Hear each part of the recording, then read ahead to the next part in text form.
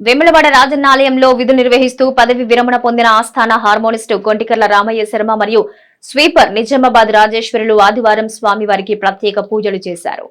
అనంతరం స్వామివారి నాగిరెడ్డి మండపంలో ఆలయ ఉద్యోగుల సమక్షంలో ఆలయ అర్చకులు వేదోక్త ఆశీర్వచనం చేశారు. ఆలయ ఏఈఓ ప్రతాప్ నవీన్ ఉద్యోగులకు శాలువా కప్పి సన్మానించారు. ఈ కార్యక్రమంలో ఈఈ రాజేష్, పర్యవేక్షకులు, సీనియర్ అసిస్టెంట్లు, జూనియర్ అసిస్టెంట్లు, ఇతర సిబ్బంది ఉన్నారు.